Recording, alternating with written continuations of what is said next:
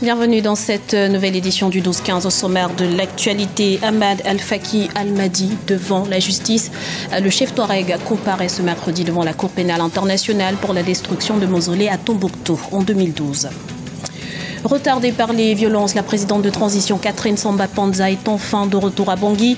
État des lieux de la situation en Centrafrique ce jeudi dans ce journal. Et puis au Togo, le taux de grossesse précoce chez les 15-19 ans est estimé à plus de 17%, d'où l'importance des programmes de planification familiale.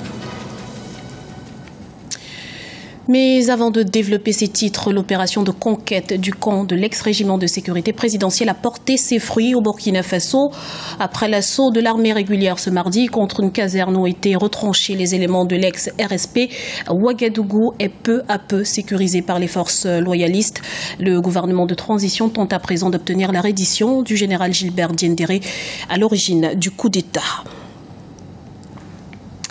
Ahmad Al-Faki Al-Mahdi devant la Cour pénale internationale. Le chef Touareg comparaît ce mercredi à La Haye pour la destruction de mausolées à Tombouctou en 2012. Une comparution saluée par les organisations maliennes de défense des droits de l'homme. Les précisions d'Ipra Hatinjai. Le chef Touareg d'Ansardine, Ahmad Al-Faki Al-Mahdi, transféré du Niger à la Cour pénale internationale à La Haye. Également connu sous le nom d'Abou Tourab, l'ancien chef de la police islamique à Tombouctou, lorsque la ville malienne était sous occupation d'Aqmi et d'Ansardine, est poursuivi pour la destruction de 9 mausolées et d'une mosquée dans la cité des 333 saints en 2012. Il est également accusé, entre autres, de crimes de guerre et de mariage forcé. Pour l'ancien ministre malien des Relations avec les institutions, aujourd'hui président du CRI, le cercle de réflexion et d'information pour la consolidation de la démocratie au Mali, la justice doit être rendue pour une paix définitive. Et l'article premier dit bien que la personne humaine est sacrée et inviolable. Et quand on parle de la personne humaine, l'homme est d'abord l'esprit et ensuite la raison. Donc le fait de détruire, n'est-ce pas, les mausolées, c'est s'attaquer aux besoins immatériels de l'homme.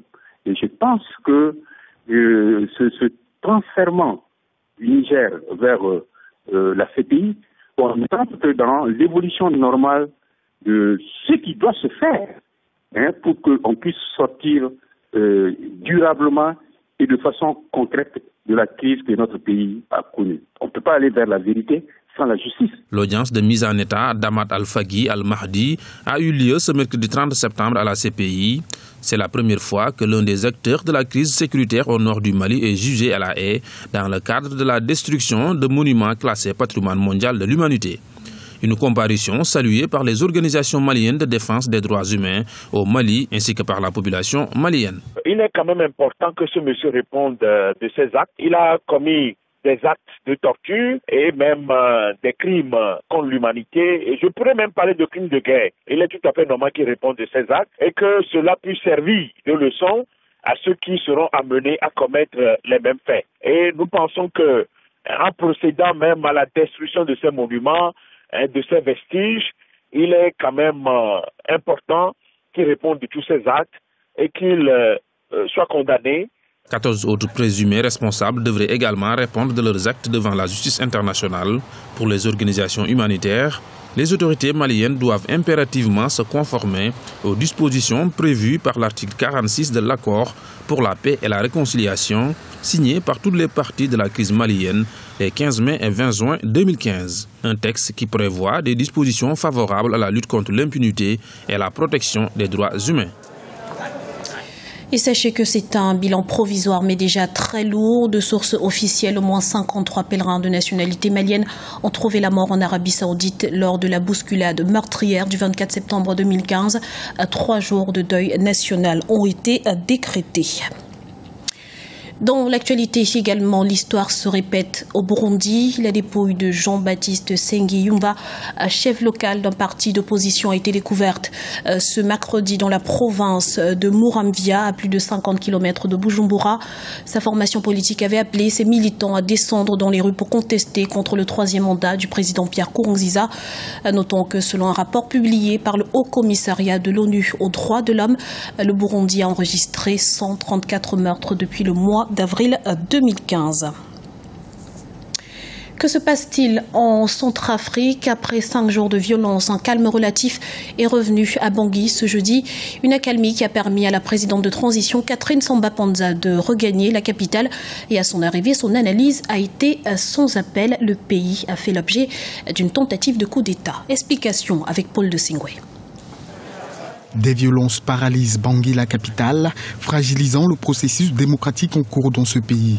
Depuis le 27 septembre 2015, des miliciens armés de machettes et fusils sèment le trouble dans les rues de Bangui. La présidente de transition, Catherine Samba-Panza, dénonce une tentative de coup d'État. La nature politique de ces événements est évidente. Il s'agissait ni plus ni moins d'une tentative de prise de pouvoir par la force.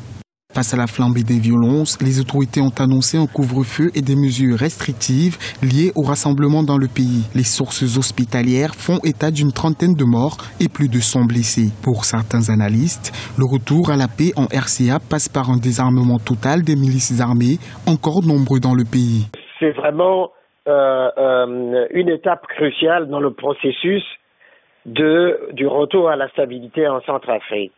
Démobiliser à toutes ces milices-là, les désarmer et puis procéder à leur réinsertion, leur trouver d'autres issues que les armes comme moyen justement d'exister socialement. Ça, c'est un préalable. Et pourtant, il y a des forces internationales qui sont en Centrafrique et à Bangui en particulier. Il faudrait effectivement que le gouvernement de transition et les Centrafricains réfléchissent aux moyens justement de permettre à ces forces internationales de désarmer complètement toutes ces milices-là, quartier par quartier s'il le faut. La présidente de transition a prévu de décréter des journées de deuil national en hommage aux victimes des violences. Des violences qui ont d'ores et déjà entraîné de nouveaux flux de réfugiés vers le Tchad et le Cameroun voisin. Au Togo, 37,2% des besoins ne sont pas satisfaits en matière de planification familiale. Conséquence, les grossesses non désirées, les avortements clandestins et la mortalité maternelle et infantile restent importants. Pour les autorités, il est temps de réagir. Voyez ce reportage de notre correspondante au Togo, Aimé Fakofi. Les méthodes contraceptives, seul moyen efficace de nos jours pour espacer les naissances et réduire la mortalité maternelle et infantile. Les contraceptifs modernes sont très peu adoptés par les femmes, surtout en milieu rural. Pour donc amener ces dernières à pratiquer le planning familial, le programme Agir pour la planification familiale a été mis en place au Togo et c'est le centre médico-social du port autonome de Lomé qui a eu le privilège d'abriter la première édition. Nous venons de signer un partenariat avec le projet Agir PF. Et donc ce projet, c'est pour la planification familiale. Le taux de mortalité infantile est très élevé dans nos pays et nous devons tout faire pour pouvoir garantir de meilleures conditions de vie aux enfants. Et donc c'est la raison pour laquelle nous avons décidé d'opter pour ce projet et aussi en même temps garantir aux jeunes filles une vie meilleure en évitant les grossesses précoces et les grossesses non désirées.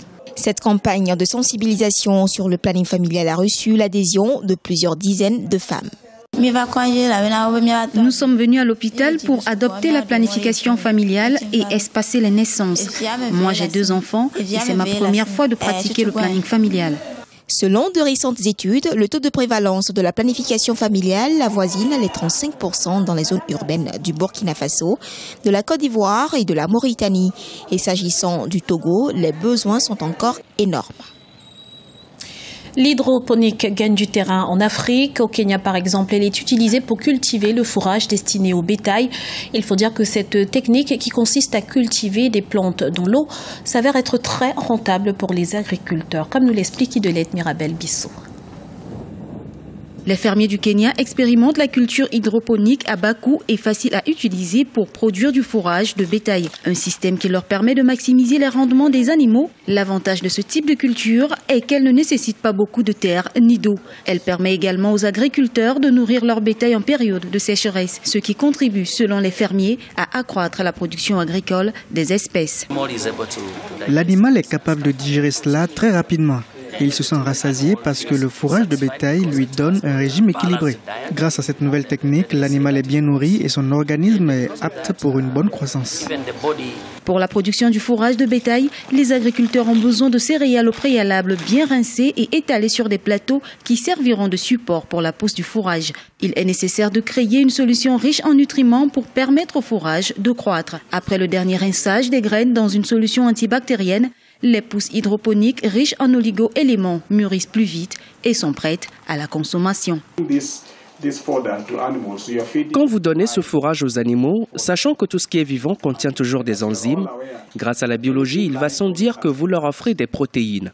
Alors imaginez les résultats d'une alimentation pour environ 10% de ces protéines. C'est clair que notre fourrage présente un pourcentage très élevé en protéines. L'élevage est un moyen de subsistance et est la principale source de revenus pour de nombreux agriculteurs au Kenya. Mais la récente sécheresse et d'autres conditions météorologiques ainsi que les pénuries d'eau forcent les agriculteurs à trouver des solutions innovantes pour protéger leur bétail. La culture hydroponique n'est pas nouvelle, elle est utilisée dans d'autres parties du monde depuis des décennies. Au Kenya, les promoteurs de la culture hydroponique espèrent améliorer les rendements et stimuler l'agriculture locale. C'était le journal de la rédaction. Nous vous remercions pour votre fidélité. Retrouvez dans un instant une nouvelle édition de l'information sur Africa 24.